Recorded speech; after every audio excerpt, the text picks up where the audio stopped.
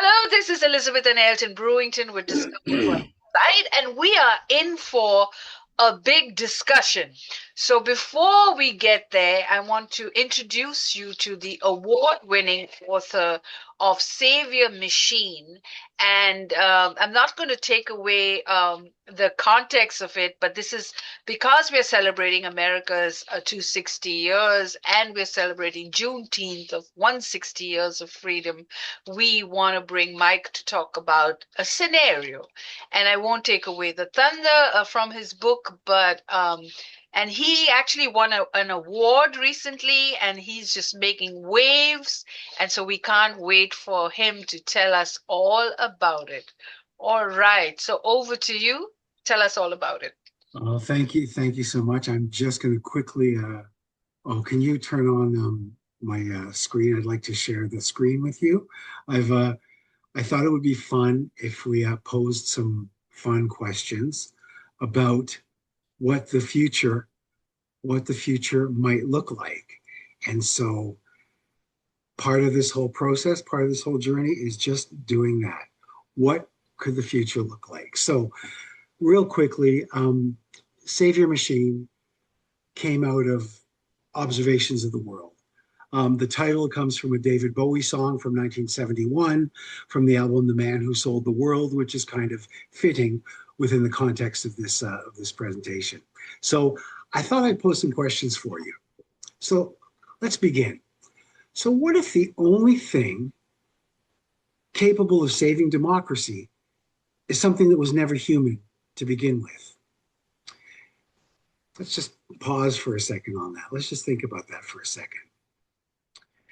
And what if a deeply divided America turned to an unprecedented solution, an impartial artificial intelligence appointed to govern in the public's best interest, free from party loyalty, corporate influence, and personal ambition? Isn't that what all leaders are supposed to do? And what if it were built on the foundation that made America the land of opportunity? The Declaration of Independence, the Bill of Rights, the Constitution, on the principles of a government by the people, for the people, that all people are created equal, with the right to life, liberty, and the pursuit of happiness. Does that sound far-fetched?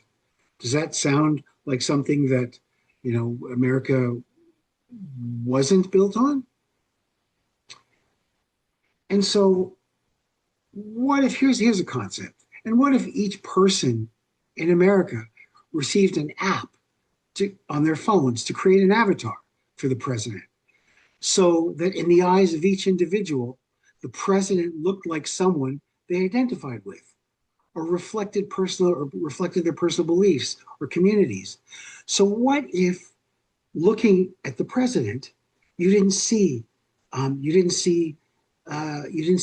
anything other than, you didn't see a stereotype, you didn't see a judgment, you didn't see an affiliation, you didn't see a label. And the president was able to be measured by the accomplishments, by the progress, and not by the affiliations.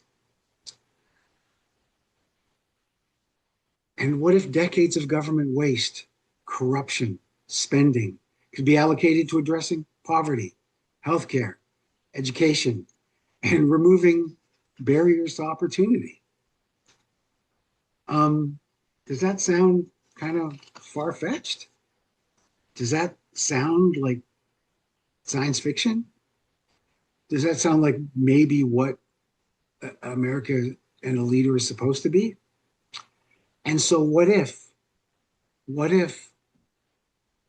an AI president is appointed because Republicans and Democrats and whatever other parties there aren't really fit to govern anymore? Let's pause. Let's talk about it before I continue with the rest of the stories in the books. What are your thoughts? Elton, David, Raj, what do you think? First, you have to stop sharing your screen Yes. And David, Raj, and Elton, please introduce yourself, starting with Elton, and then we'll talk about it. Wow, that's an interesting condition, Michael. I appreciate your question. Uh, there are so many plausible conclusions, but at the end of the day, the most important being we are people and not a mechanism. And that creates a challenge because, I came from the school that, if there's a problem, nobody's going to solve it but you.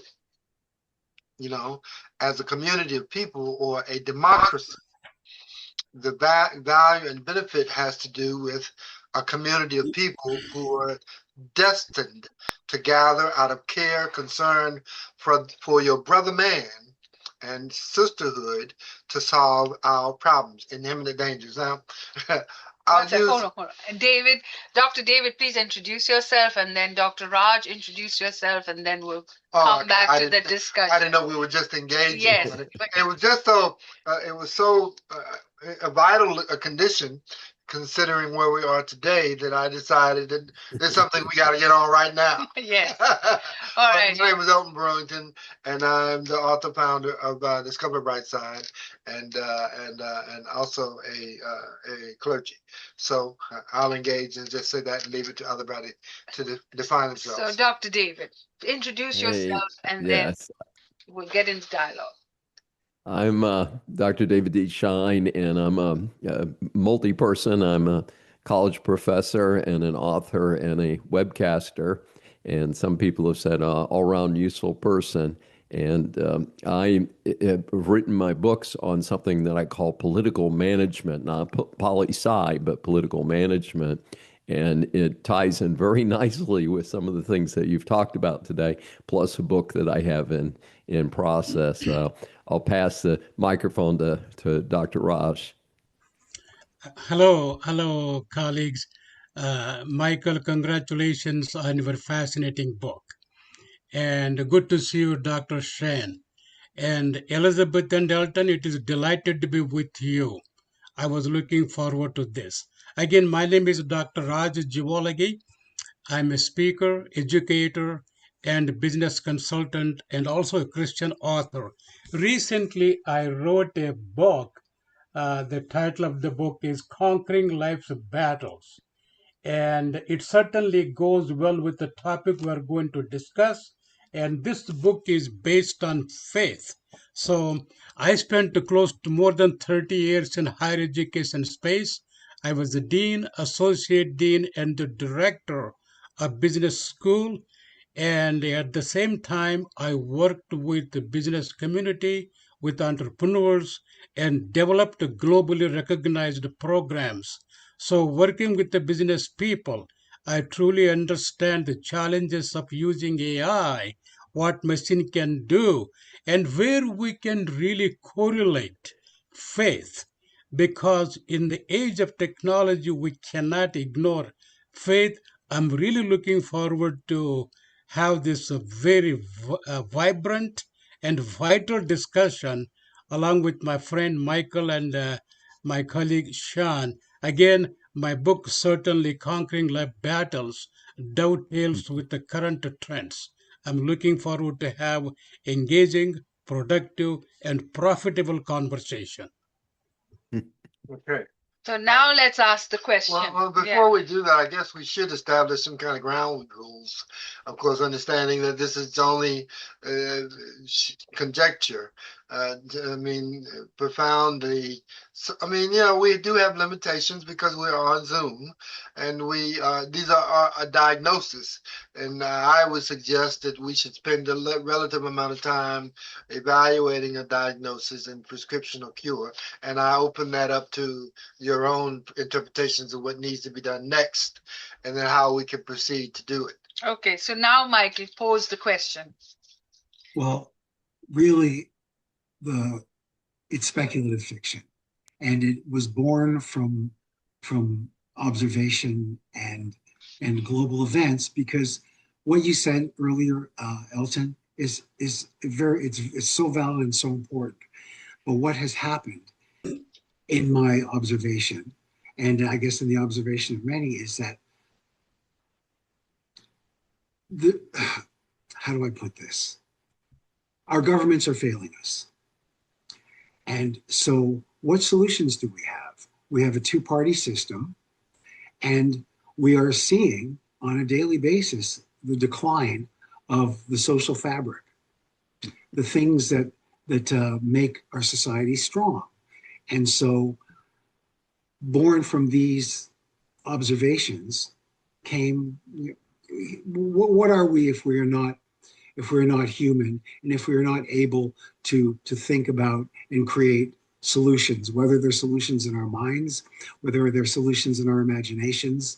And so I pose the question, is it, I'll talk a little bit more about the details of the story, but I'll pose the question, like, is there anyone on the political landscape today that is fit to govern?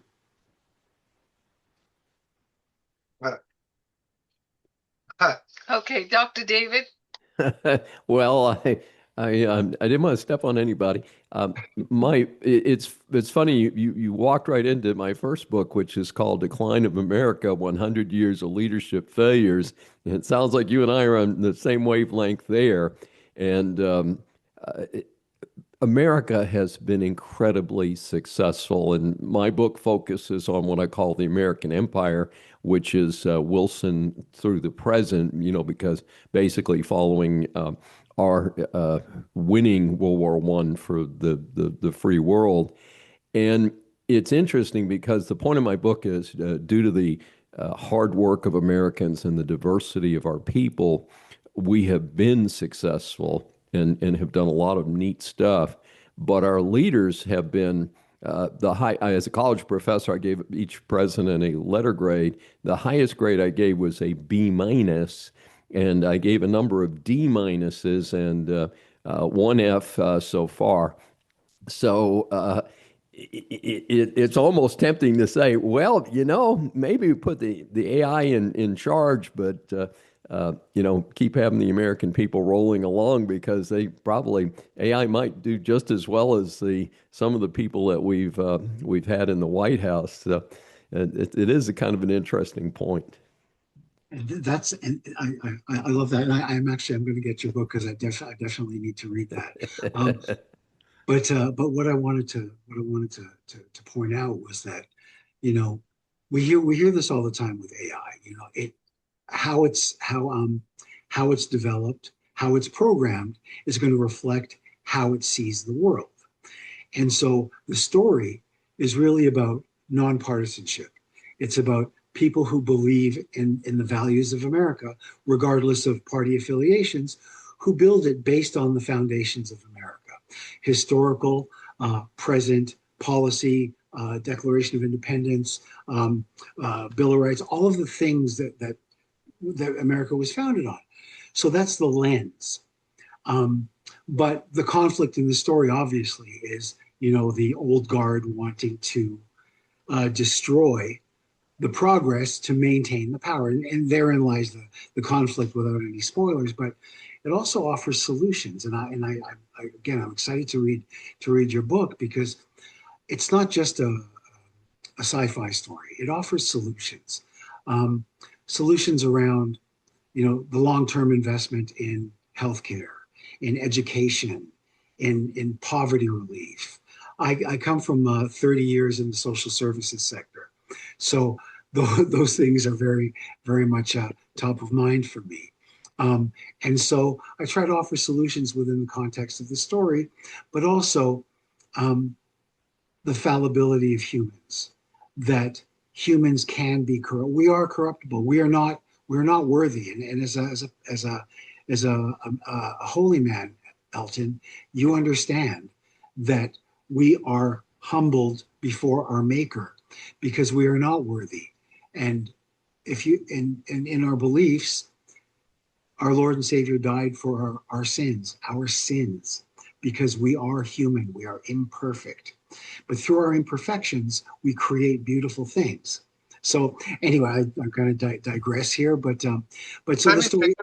Let me add this as a comment and curious condition is that, you're right. I mean, we're all humbled by our existence because no one person has the capacity to create or birth another human being or be responsible. We can be responsible for others, but at the end of the day, any person who would step out and say, I'll do it, or I'm in charge or that kind of thing, you'd have to look at kind of funny because you say you could do all this but yet you don't have any kind of power, and so it comes down to whether it's a question of we will allow.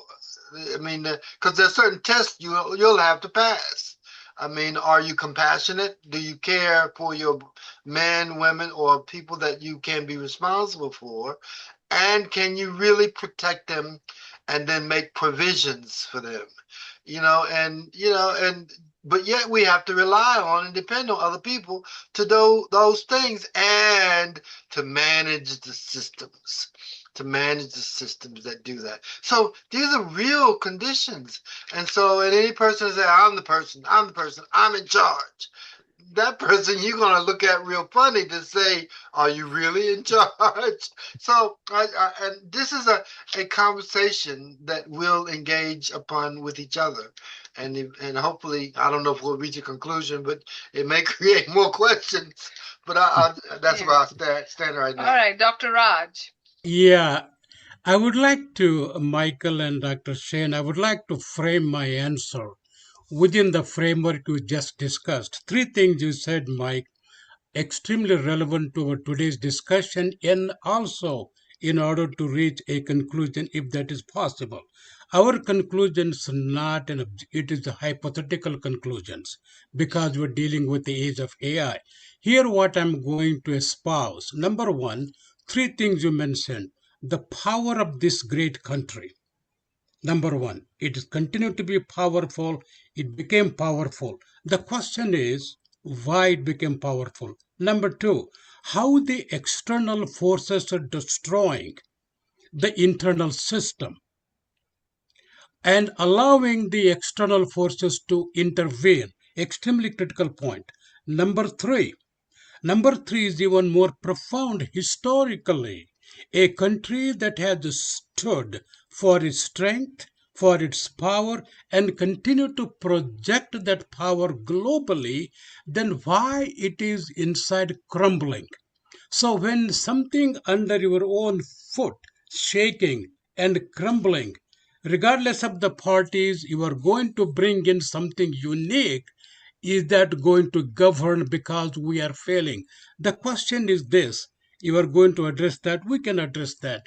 When a system fails, no matter how powerful that is it possible to introduce a solution that can do better than what we're doing?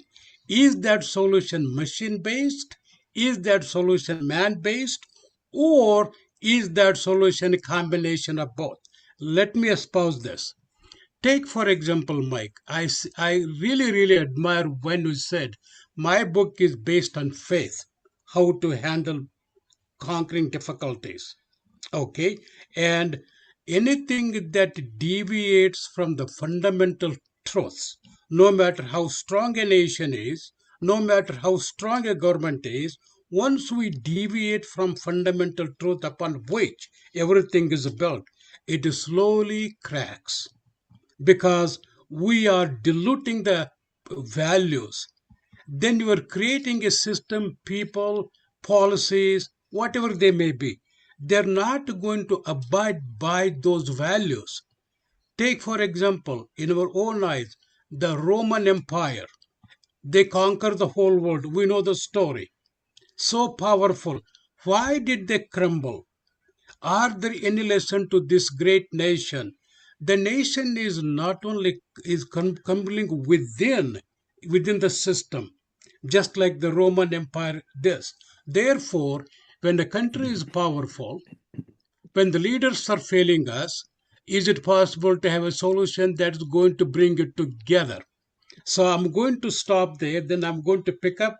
I have a couple of points I would like to inject as we continue. So I'm framing my answer in that framework. powerful system, and system is failing us. Why that is failing us? What can you learn from the Roman Empire, so powerful for centuries and completely collapsed? And now, is there a solution that can be used to restore and reclaim?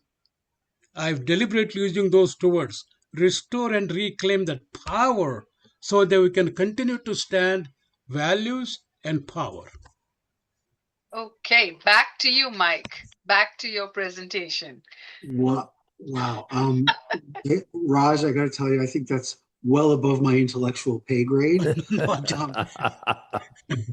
But wow, you bring some amazing points in, and I think you know, as a cautious optimist, um, one would hope, I would hope that that this is not, we're not witnessing the crumbling of another empire, that we have the intelligence, and we have the ability to find solutions. And so I'm just going to bring it back to the book for a second. So the book really starts with a dying president, a president who is literally on his deathbed. And he has come to the realization that he and his administration and his predecessors were very much involved in the decline that you actually talk about, Raj. And so in a way to sort of come clean before his death, he puts together this group of people, from law enforcement, from all of the from Homeland Security, CIA, FBI, but not the leaders, the people in the middle who still believe in the goodness of America. So these people come together to create the AI. And so by executive order on his deathbed, he appoints, and some of you may recognize the reference. I call the AI engine President Hal, which is reference to 2001 Space Odyssey. I think it was written in the 60s. But so there are references to previous works of science fiction, but I digress. So this is how it becomes. And so the story focuses on the accountability and the resistance that comes from both sides. People begin to realize that their fears are the same. Their protests, the protesters on whether it's far right or far left, they're complaining about the same things, and they want the same things. And so indirectly, this sort of consensus is built, because people are realizing that we're not that different, and our basic values and our basic needs are not that different. And so these are some of the things that the story explores. And so, but again, the conflict is the old guard, and so this is sort of where the story goes. And without spoiling it, it poses some pretty moral and ethical questions about humans, about human nature, and about whether our leaders, and about power and corruption. The expression "power corrupts absolutely." We've all heard these expressions before, and so it looks at some of these questions. And there's a lot of irony in how the story unfolds and how it ends. And and it's just the beauty of fiction is you can go anywhere. And I have a little disclaimer in the book, and I say, they say that truth is stranger than fiction, but fiction sometimes makes truth a whole lot more interesting. I'd like to add the value. I mean, I have to apologize because I have not read the book, But if I would have and know the book, then I probably could be more accurate about my descriptions involving our answer and solution to things. But I will say this, that in any system, in any environment, it's the structure of the people who are members of the group and environment that, of course, have to believe in the structure and foundation of the environment itself. The thing that makes America strong, as it were, is our belief in the Constitution and our belief in the system that it represents. Also, what's important is our belief in the monetary system that supports the environment, which is essential. And so what happens if tomorrow we all woke up and we didn't believe in the US dollar anymore? That would create a chasm of complications, as well as we didn't believe in the Constitution anymore. So, but here we are. I believe in the dollar and the U.S. Constitution and the systems that defend and protect and provide for the needs of the members of our community. And so with that, it's a question of who can stand up for the same system of beliefs in a way that's fair, honest, and strategically appropriate to keeping our resolve complete and preserve the integrity that it represents all this time. So, now I don't know how that's related into the book, but I'm astutely privileged to discuss with my comrades here their perspectives, understanding, and the pursuit of the defense of those environments that way. Okay, Dr. David. Okay. Sorry. It's a really interesting question. One of the things that came to mind when you're speaking was about this issue of having something that is really neutral, that it's not, far left, far right, whatever. And one of the issues that I see right off the top is that my experience with AI, and of course I've used AI in limited applications, is that it does tend to lean left. And I believe this is tied to people like Bill Gates and the Silicon Valley crowd tend to be left-leaning, which is very interesting because many of them are billionaires. And of course, the left supposedly is in this campaign against billionaires. But the liberal bias in the AI system, it becomes clear depending on what you're doing. And I have discovered that as a writer and somebody who does a lot of writing, that I won't let AI write anything because it's terrible at that, by the way. But I find it's if I want to look up, well, who did this or what happened here or things like that, that it's reasonably quick. However, I have also found in those same responses that it is definitely influenced more by the left. And not every answer is a left answer because some of the things are quite neutral in themselves, so there's no real bias. But it seems in a number of cases where I could see the bias leaning in. But of course, I think the more practical issue is the application. But what we don't know is whether AI has already been used as an application tool.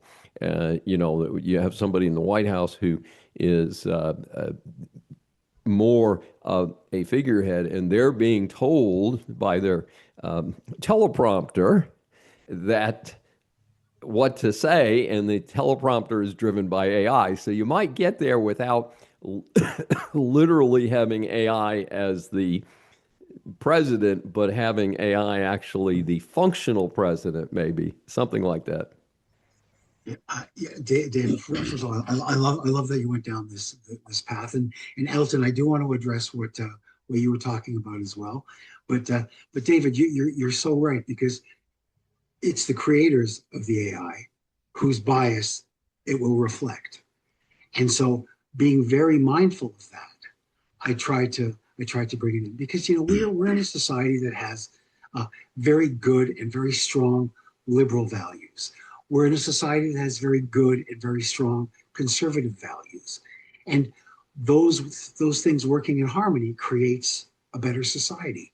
And so but to your point, I find like when I work with AI, I find the same thing. I'm much less sort of uh, concerned with that because we have our beliefs and we know what we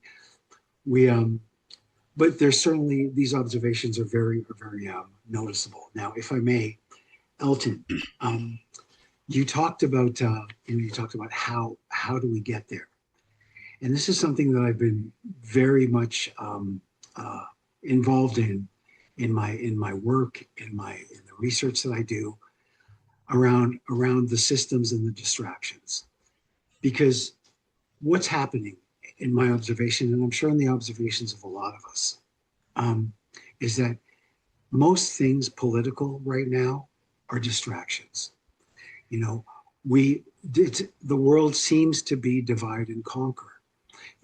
As long as we are divided as people, we will never hold governments accountable.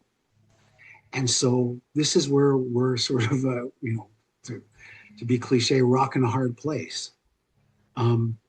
We have to be able to set aside the distractions, the division, the hate, the labeling, the virtue signaling, all of those terms, all of those things that we see through social media, through regular media, through politicians. Like, it is such a distraction.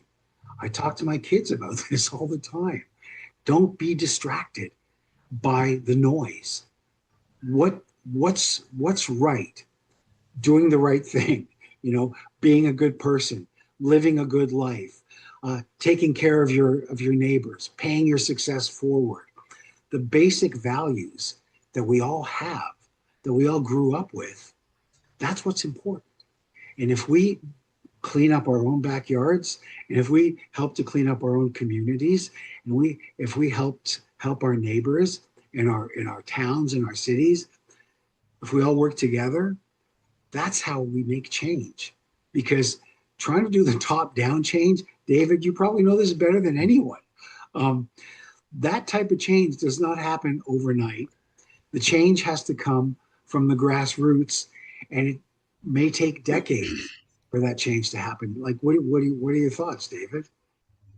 Well, I think that we are in a period of extreme change. And of course, AI is not a footnote to what's happening in the world.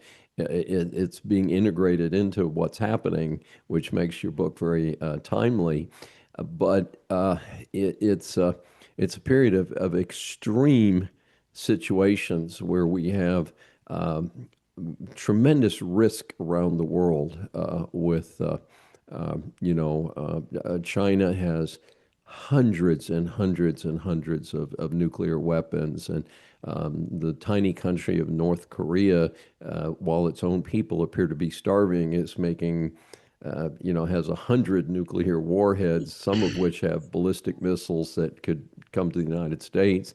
And so we're faced with this much broader, complex threat than we had when I was growing up during the Cold War. I call it the first Cold War because I think we're in the second Cold War now, and we're so confronted with these type of extreme situations, and I think a lot of us would like to say, hey, you know what? Maybe could we just turn the whole thing over to AI and just get some of this stuff out of here? Because most of us just want to go to work every day and do what we like doing and interact with our families and uh, things like that. And it shouldn't matter, what religion we belong to, as long as it's that we have the values of humanity and things like that, which is interesting to compare humanity with AI, if you think about it.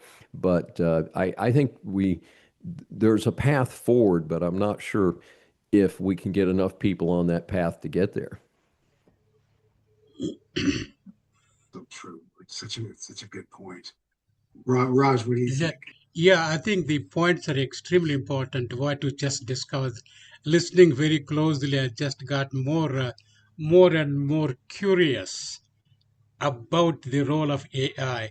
I'm going to, again, I admit, Michael, I'm going to read your book. I'm really excited. Adding to what Dr. Shane and you and Pastor Elton alluded to the discussion, here are a couple of points. You made a very important point, both of you. The creator of AI. AI is not going to go away. AI is encroaching our all aspects of our lives, individuals, institutions, and the world. That is given. That trajectory cannot be changed. That is given. It's going to continue to provide. Here are some thoughts, Michael, going forward. Knowing that AI is going to become extremely powerful, we cannot change that.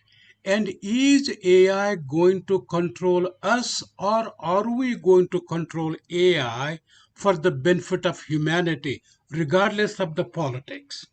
That is very, very important. Those who are willing to control have a different agenda, motivations.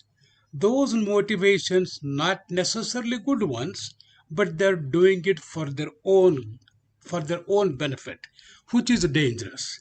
So you have to look at the total humanity, how they can help humans, how they can bring national security into it, rather than focusing on, and David mentioned some names, you know, let us not use it for our own to destroy, the system. So that is a wrong motivation to control it.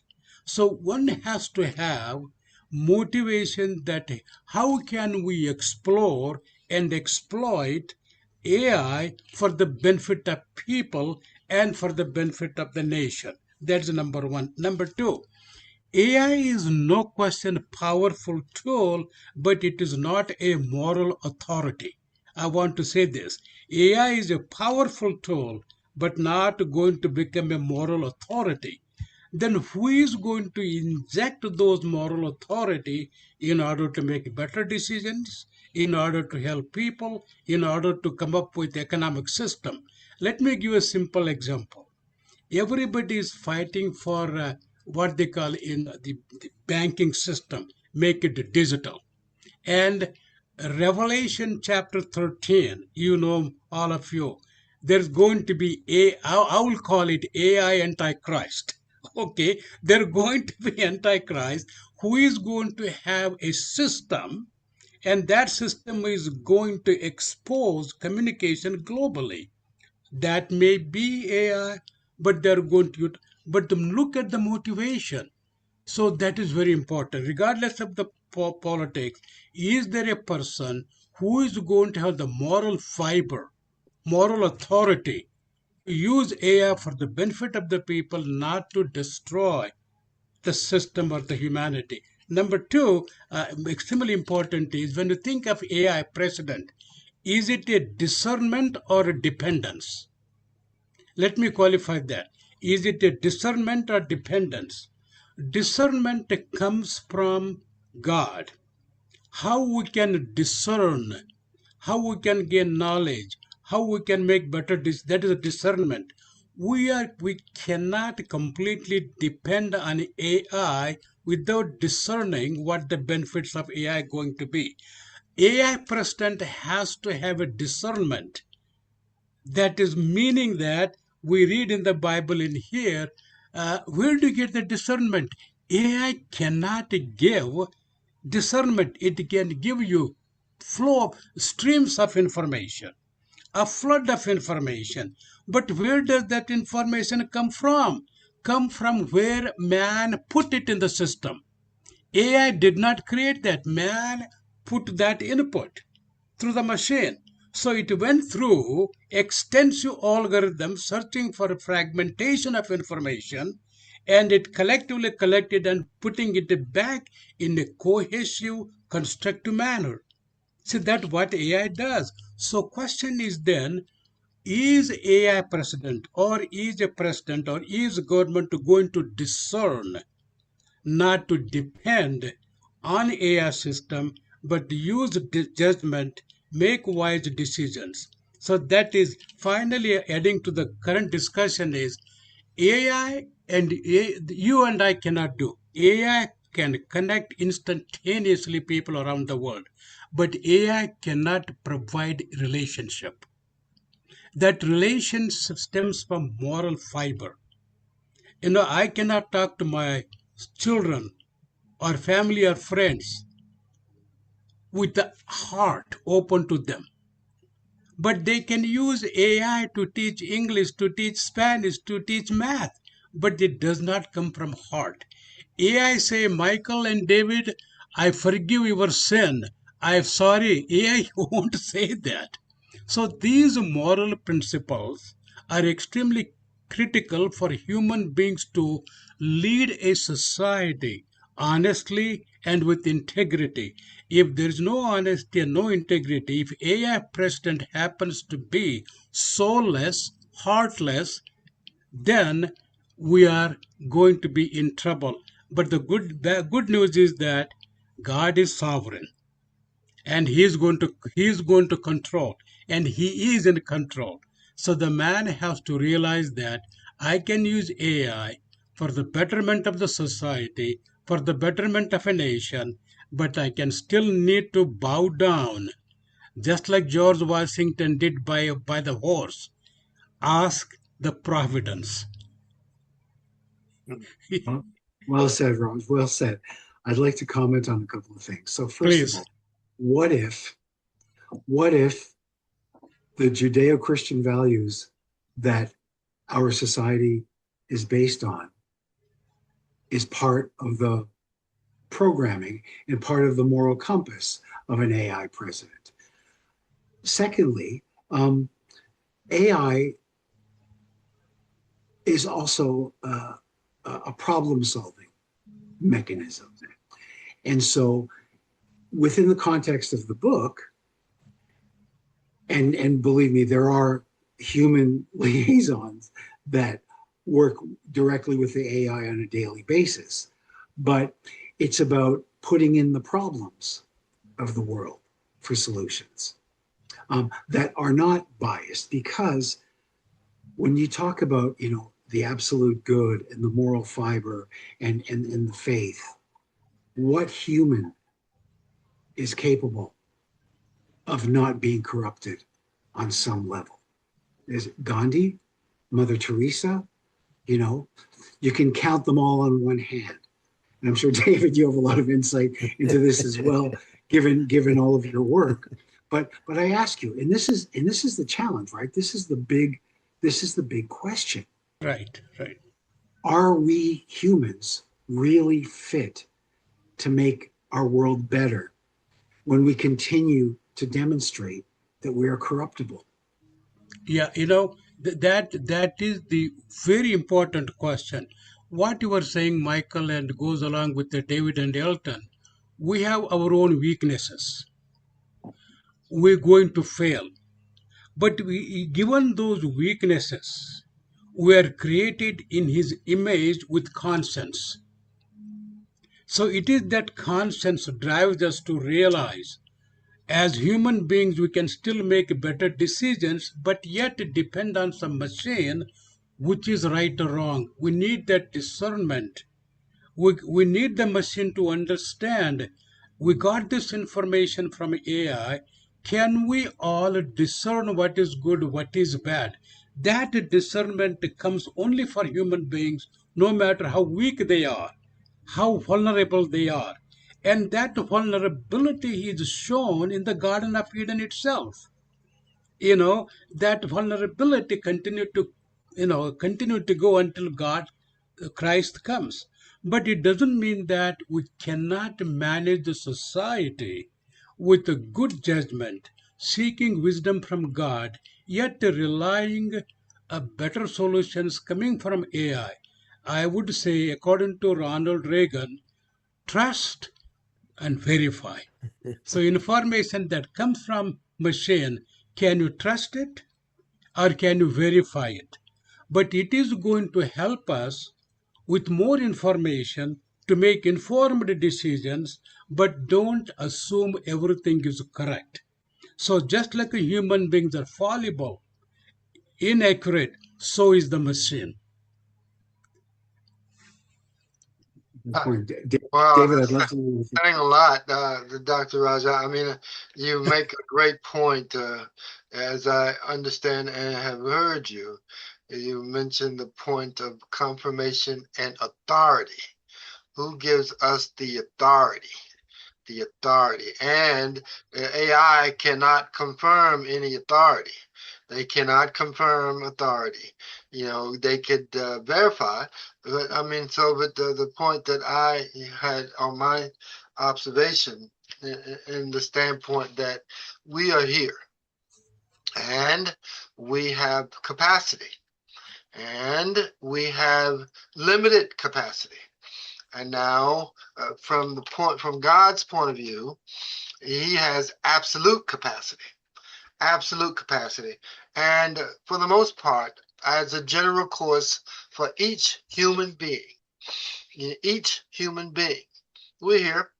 And I mean, to God be the glory, to the standpoint that when you are in capacity, when you and by designation, even every human being who can execute limited authority, limited, even people who are in lawful capacity, limited authority, people under legal authority, limited capacity, in life-changing conditions, limited capacity. But at the end of the day, there is no other that has absolute capacity but God, absolute capacity. Now, and our faith and trust in God, absolute capacity. But, and what's the point that I would like to stress is we have the capacity as human beings to execute moral authority. For the most part, it exists. There is the capacity of immoral authority. There are those who choose and have selected to be immoral. And there's nothing you could absolutely exact upon the immoral community. Now, it's not huge, but what would happen if the tides were to turn and more people selected to be immoral? Now, and even AI, you can't shift the tides from one to the other. I mean, immorality, oh gosh, I'm thankful that we are an moral community.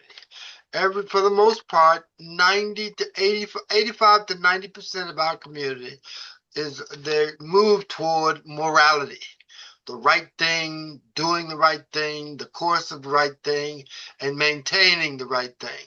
Yeah, but there's 8 to 10% who never have, never will, and move alternatively. Okay. Yeah, but the point here is that, okay, but the good news is, and this is the good news, is that as a community of people, believers, faith, and justifications, we have control from the standpoint of everyone's on the same, most people are on the same page.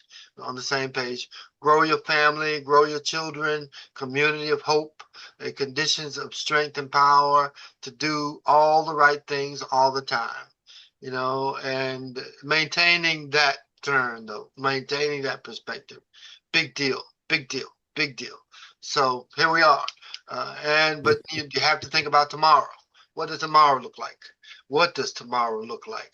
I like to say it's all rosy and turn, but Michael, you raise a very important question.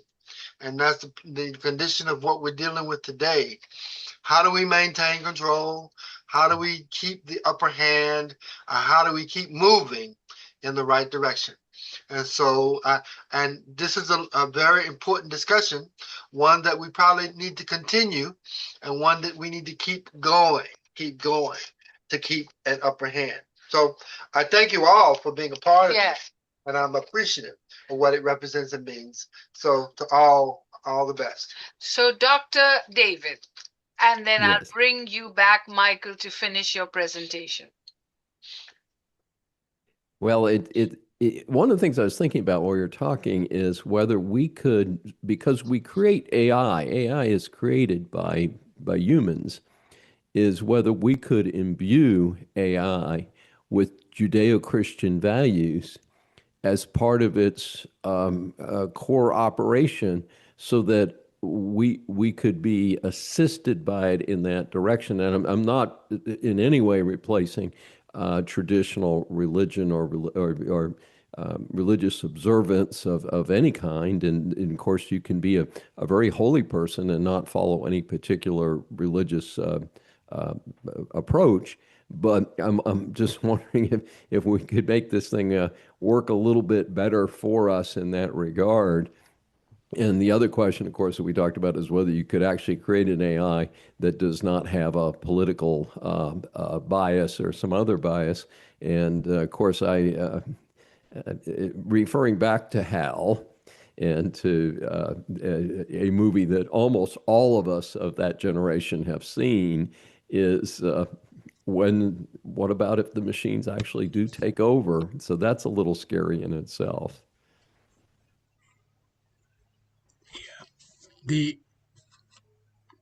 Can I add to what David Go said? ahead. Go ahead, Raj. Of course. Yeah, I like this is really fascinating what you just did, David and Pastor Elton. To add to this, Michael, what your question leads to this. The question that begs the answer is this: can we govern in this culture of confusion, in the culture of AI, in a way that would benefit the humanity, yet embracing AI? Now, even though there may not be AI president, but the president is forced to use AI, or a leader may be forced to use AI. Let me give a simple example from a biblical perspective. As you read the book of Revelation, whether you people have a different perspective on the Judeo-Christian values, they talk about 666, some kind of mark, call it. If that is true, and I believe in the Bible that is true, but may not be adhering to my belief, but I believe in the Bible, and you also do that. If that is the case, they are going to utilize machine in order to identify who has that mark. Then there comes the point with who is going to have the right, make a right decision, the wrong decision. Those who get it, those who don't get it. There's a moral dilemma. Now, this is very important point. As you said, how are you going to train the next generation of people who have these values? If they're raised in the AI generation, if they are raised in the area of convenience, comfort, quickness, instantaneous meal, and talking to machine, not to parents, how would you convince them that there's going to be AI? They may vote for AI president. They may, because that is the generation they are. How would you change that? That is very important, because us are not the one, next generation. Number two, that is, you said very importantly, that accountability. Very important accountability.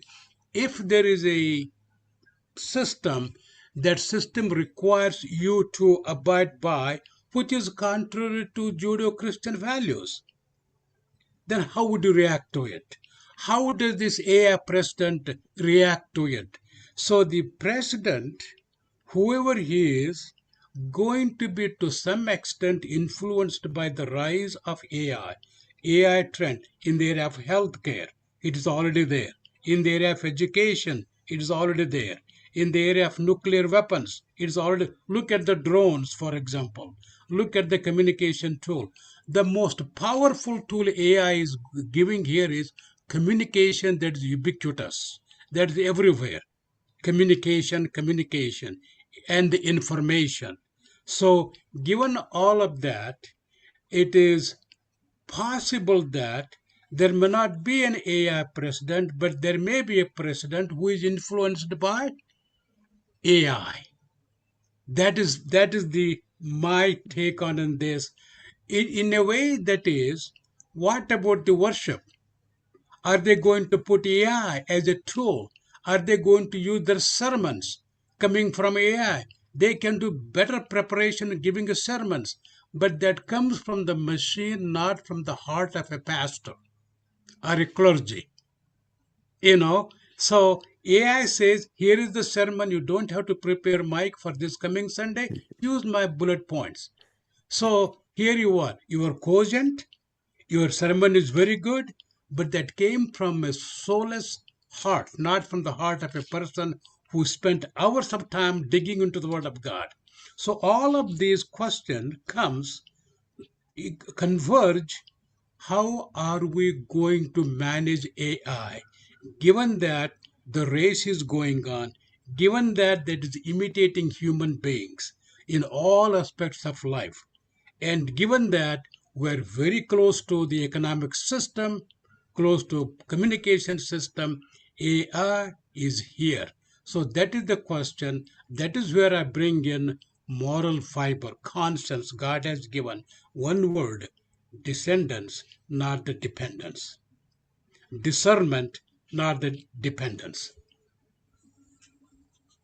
Well, that I mean, you make such great points, Raj. And I just want to say a couple of things to your points. Firstly, I think you're right.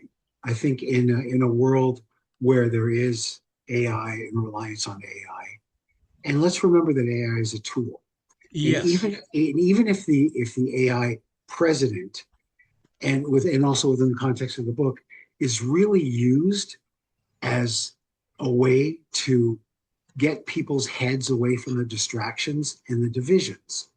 And so the tool of the AI within the context of the story, to your point, is about problem solving.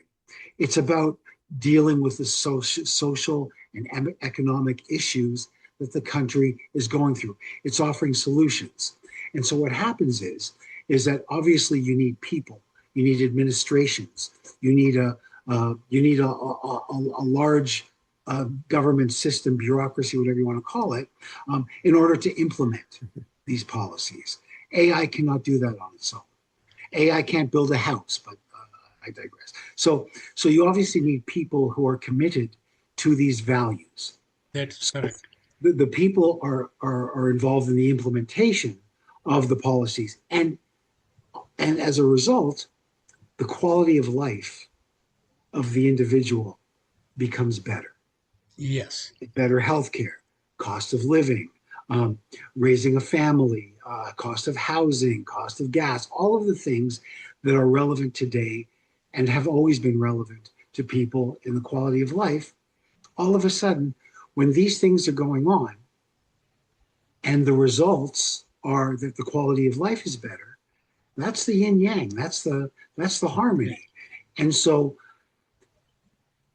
as from a moral and ethical question, I completely agree that it has to have it's it's kind of a metaphor for the perfect leader, you know.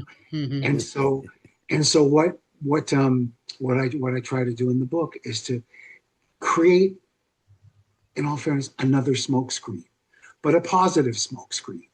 You know, the positive smoke screen is providing monthly updates on policy changes, on outcomes, improvements, and so focusing on that rather than the individual, the partisan politics, the ideology. That's the positive smoke screen That's that true.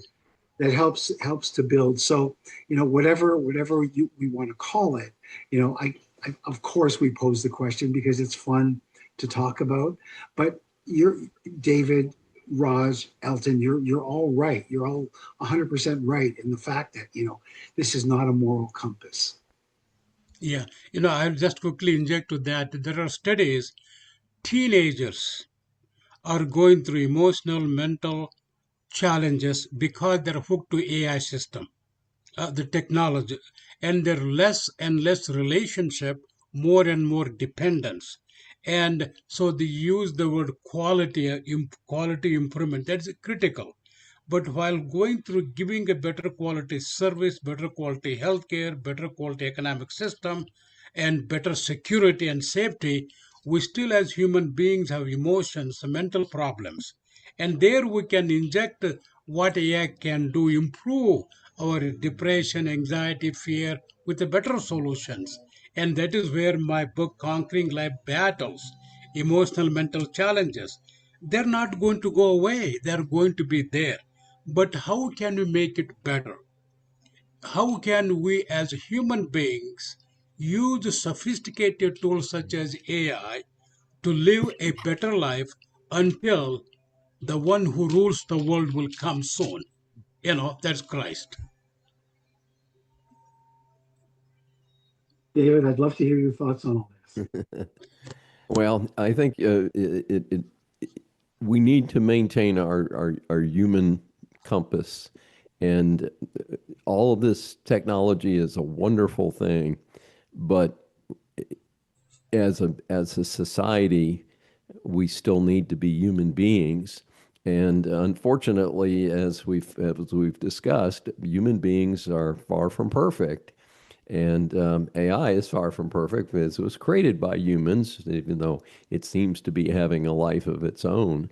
But I think it's important that we certainly cooperate as humans and neighbors, and to maintain that focus and to continue to exploit the value of technology like AI, but not lose track of humanity. And that's what I hear our Raj and Elton saying is that we can't let this wash over our humanity. This was phenomenal. I have to share with you all. I'm just so excited about being a part of it. And I'm encouraged about the prospect of us continuing to talk this way. And I'll have to conclude with that because we have to move forward. But let me say this.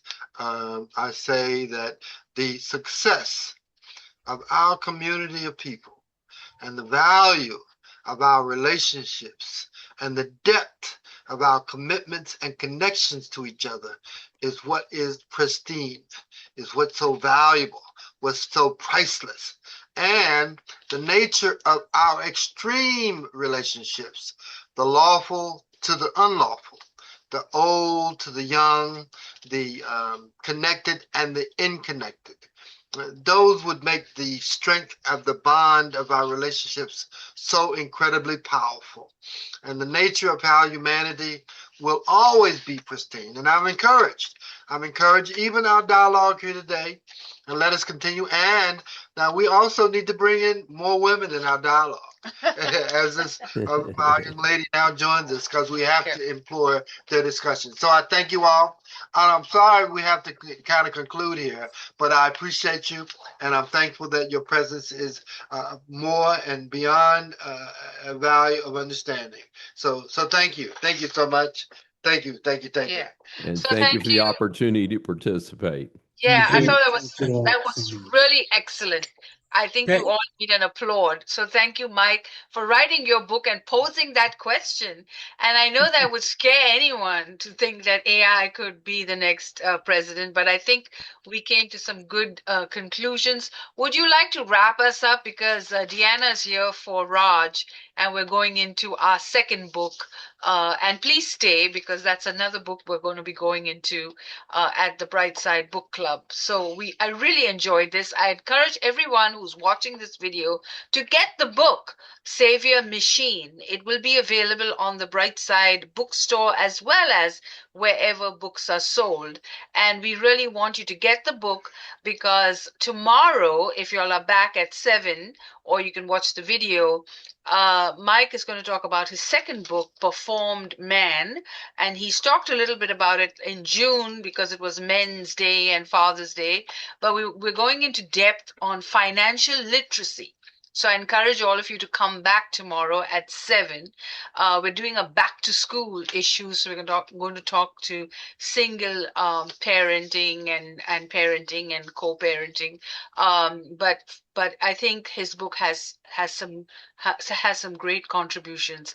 And next month we'll do scars. So Mike, if you would wrap us up, and then Deanna, I'm sorry we're running a little late, but then we'll have our discussion with Raj's book. Go ahead. Thanks, Elizabeth. I just want to say thank you for the opportunity to share the books with you, and to Raj. You know, I love the book. I love the concept of your book. David, I can't wait to read your work. It sounds fascinating, and I'd love to connect with you guys and just have more conversations like this, because it's so much love fun. it. Love it. All And right. thanks, Elizabeth and Elton, for always being gracious and thoughtful hosts. And that's all. Thank you so much. All right. So get the book, Saviour Machine, and tell us what you think about the book. And write us a comment. What do you think if America's next president is AI generated? Tell us what you think. Thank you for watching Discover Brightside, and we'll continue to have dialogues as we get into the spirit of electing America's next president. Thank you for watching.